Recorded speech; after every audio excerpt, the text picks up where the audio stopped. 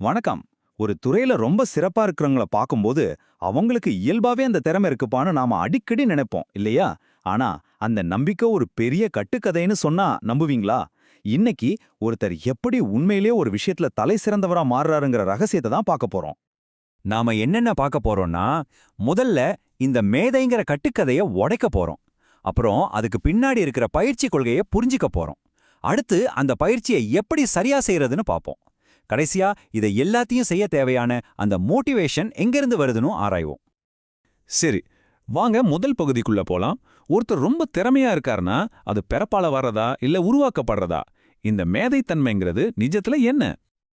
இப்போ பிறவி மேதைன்னு சொன்னாலே நம்ம எல்லாருக்கும் முதல்ல ஞாபகம் வர்றது யாரு? மொசாட் தான், இல்லையா?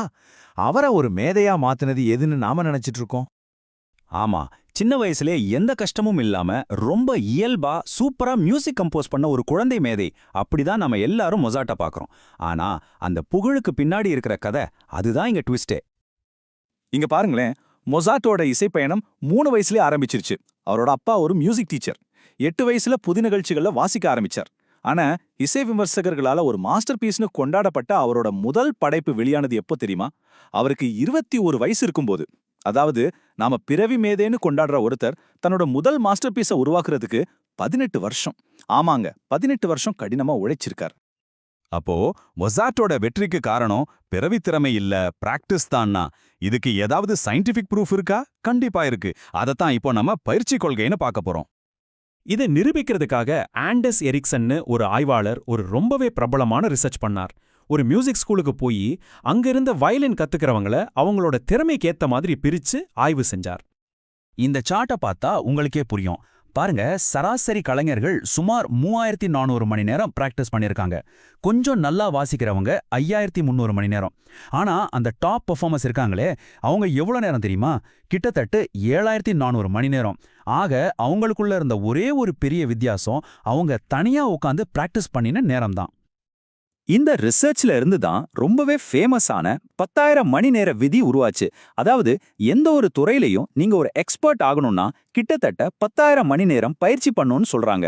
சிம்பிளா சொல்லணும்னா நிபுணத்துவம் பிறப்பால வரதில்ல, அது உருவாக்கப்படுது. சரி, அப்போ 10,000 மணி நேரம் சும்மா ஒரே வேலையை திரும்ப திரும்ப செஞ்சா போதுமா? ஒரு பெரிய மேதை ஆயிடலாமா? கண்டிப்பா இல்ல.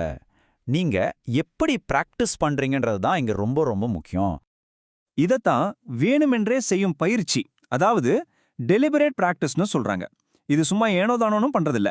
உங்களை நீங்களே இம்ப்ரூவ் பண்ணிக்கிறதுக்காகவே ரொம்ப கவனமா ஒரு பிளானோட பண்ற ஒரு பயிற்சி.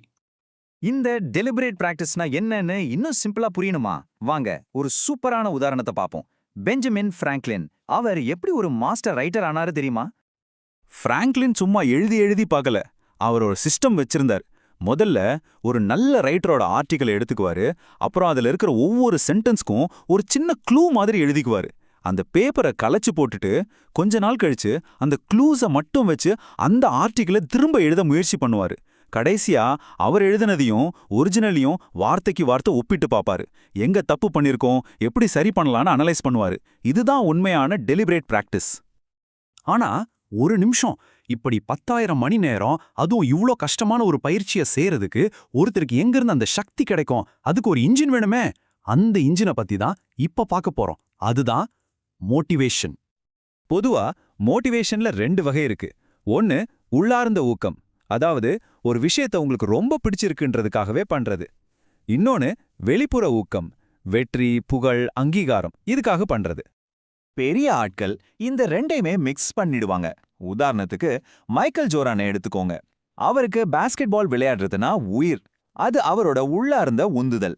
அதே சமயம் சாம்பியன்ஷிப் ஜெயிக்கணும், தன்னை குறை சொன்னவங்களுக்கு பதிலடி கொடுக்கணுங்கிற வெறியும் அவர்கிட்ட இருந்துச்சு. அது வெளிப்புற உந்துதல். இப்படி பயிற்சியும் மோட்டிவேஷனும் ஒன்னு சேரும்போது என்னாகும் தெரியுமா? அது ஒரு பவர்ஃபுல்லான சுழற்சியை உருவாக்குது. அதை யாராலையும் நிறுத்தவே முடியாது. இந்த சுழற்சி எப்படி வேலை செய்யுதுன்னா, ஸ்டெப் 1 நீங்க ரொம்ப கவனமா பிராக்டிஸ் பண்றீங்க, அப்போ உங்க திறமை அதிகமாகுது. ஸ்டெப் 2 உங்க பெர்ஃபார்மன்ஸ் நல்லா ஆக ஆக உங்களுக்கு மோட்டிவேஷன் அதிகமாகுது. ஸ்டெப் 3 அந்த மோட்டிவேஷன் உங்களை இன்னும் அதிகமா பிராக்டிஸ் பண்ண வைக்குது. மறுபடியும் ஸ்டெப் 1க்கே போறீங்க. இது ஒரு தொடர் சங்கிலி மாதிரி போய்கிட்டே இருக்கும். அப்போ கடைசியா நாம புரிஞ்சுக்க வேண்டியது என்னன்னா, மகத்துவங்கிறது புறப்பால கிடைக்கிற ஒரு வரம் கிடையாது, அது நாம எடுக்கிற ஒரு முடிவு, அது ஒரு சாய்ஸ். கேள்வி என்னன்னா, நீங்க எதை கட்டமைக்க போறீங்க?